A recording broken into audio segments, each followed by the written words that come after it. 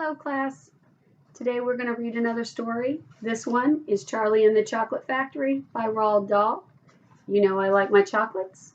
You know I like my candy in Mrs. Clark's Candyland. So I've been wanting to read this one to you for a long time. Some of this I'll try to do in an English accent, which I think you'll be excited to hear, but you might have to listen a little bit harder when you listen to it. Are you ready for chapter 1 of Charlie and the Chocolate Factory? Chapter 1, Here Comes Charlie. These two very old people are the father and the mother of Mr. Bucket. Their names are Grandpa Joe and Grandma Josephine.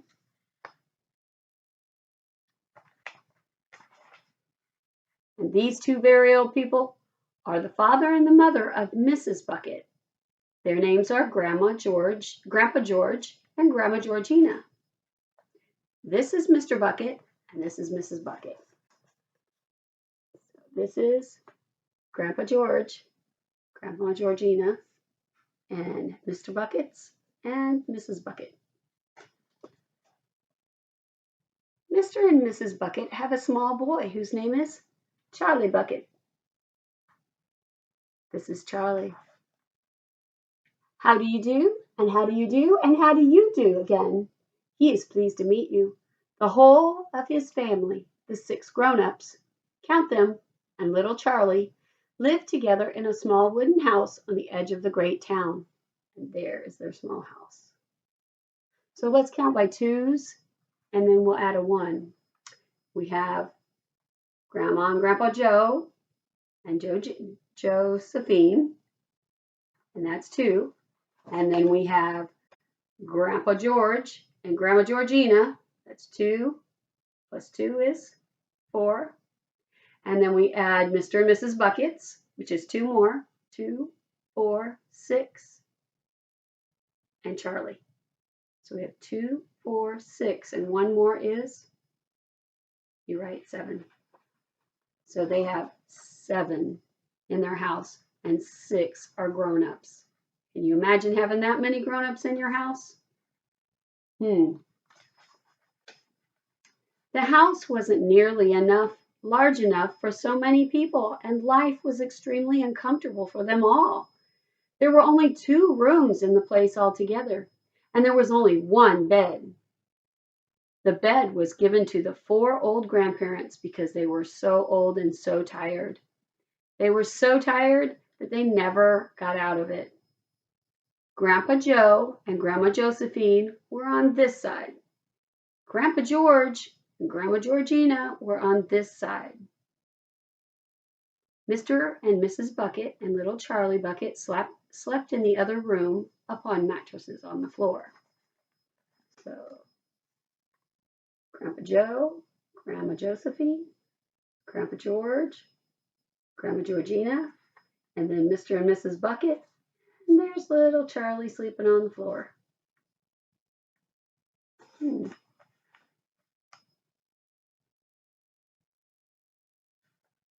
Mr. Bucket was the only person in the family with a job. He worked in a toothpaste factory where he sat all day long at a bench, and he screwed little caps on the tops of the tubes of toothpaste after the tubes had been filled.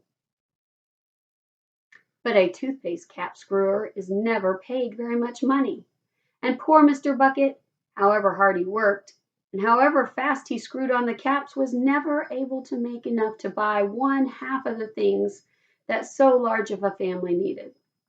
There wasn't even enough money to buy a proper food for them all. The only meals they could afford were bread and margarine for breakfast, boiled potatoes, and cabbage for lunch, and cabbage soup for supper. Sundays were a bit better. They all looked forward to Sundays because then, although they had exactly the same, everyone was allowed a second helping. The Buckets, of course, didn't starve, but every one of them, the 2 old grandfathers, the 2 old grandmothers, Charlie's father, Charlie's mother, and especially Little Charlie himself went from morning until night with a horrible empty feeling in their tummies. Charlie felt it worst of all, and although his father and mother often went without their own share of lunch or supper so they could give it to him, it still wasn't nearly enough for a growing boy. He desperately wanted something more filling and satisfying than cabbage and cabbage soup. One thing he longed for more than anything else was, I wonder what he wants more than anything else. It may be in the title somewhere. Think about it. Oh, yeah, chocolate. Who wouldn't want that chocolate? Walking to school in the mornings, Charlie could see great slabs of chocolate piled high in the shop windows. He would stop and stare and press his nose against the glass, his mouth watering like mad.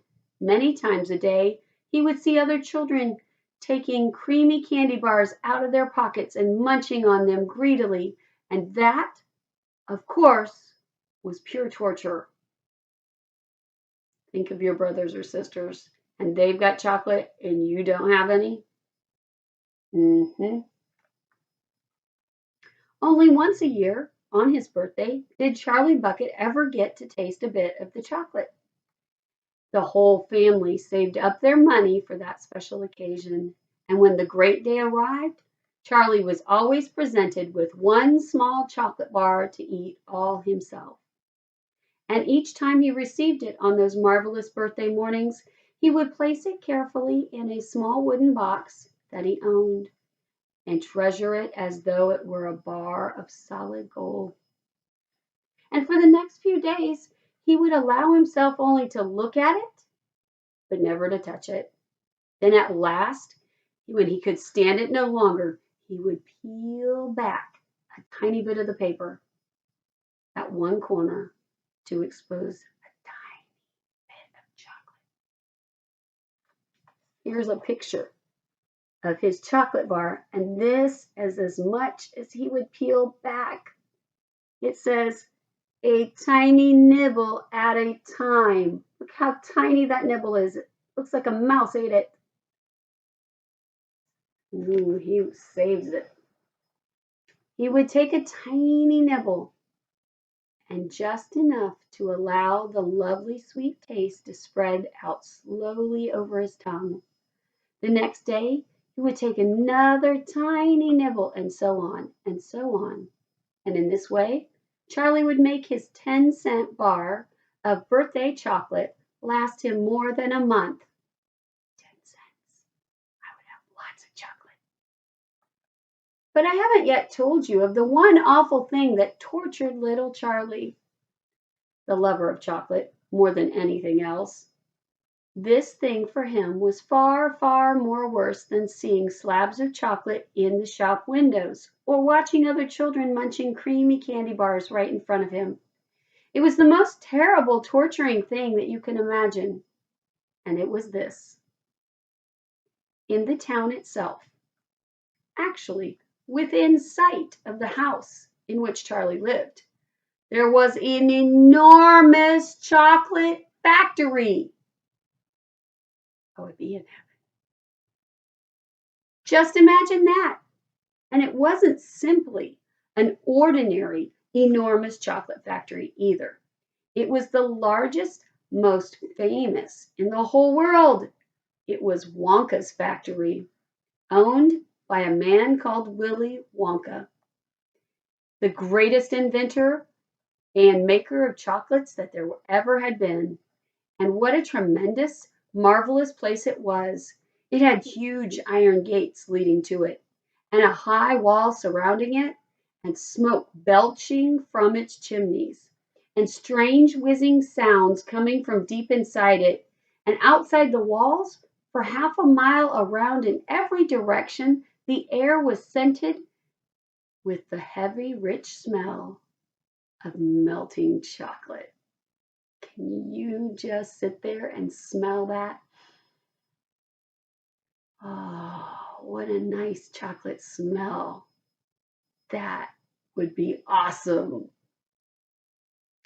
But if you didn't have enough money to buy that chocolate, it might be a little sad too. It would make my tummy rumble because I would want that chocolate every day. Can you picture Wonka's factory? Later on, after we get done, I want you to draw in your journal a picture of what you think the factory looks like. Here's some information.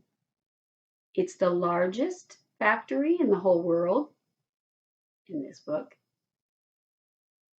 It had huge iron gates leading into it. So, fence made out of iron and metal. It had high walls. So think of a wall of your house has high walls surrounding it and smoke coming out of the chimney, belching. You know how you burp, and we've talked about belching. When you burp, you belch. That's a belch.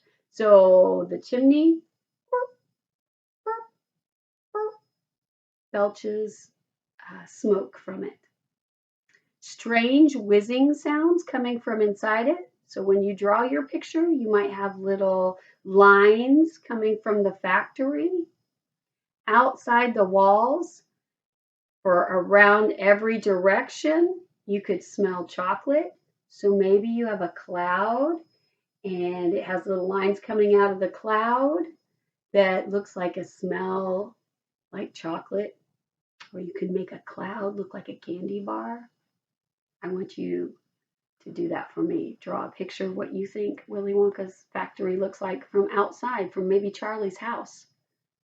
You could also draw a picture of Charlie's house if you'd like.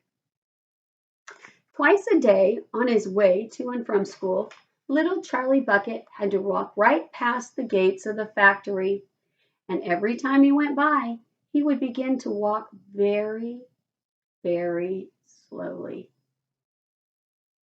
And he would hold his nose high in the air and take long, deep sniffs of the gorgeous, chocolatey smell all around him. Pretend you're smelling that chocolate right now. Making myself hungry. We might have to have some chocolate after this. Long, gorgeous, chocolatey smell all around him. Oh, how he loved that smell. And oh, how he wished he could go inside the factory and see what it was like. Here's how they drew Charlie smelling the chocolatey air. He's got his nose. They've got the wispy wind looking like it's going into his face, into his nose. That may be how you show that there's chocolate smell coming off the factory. Tomorrow's chapter, or the next chapter, will be chapter 2, Mr. Willy Wonka's Factory. I hope you come back for the next chapter.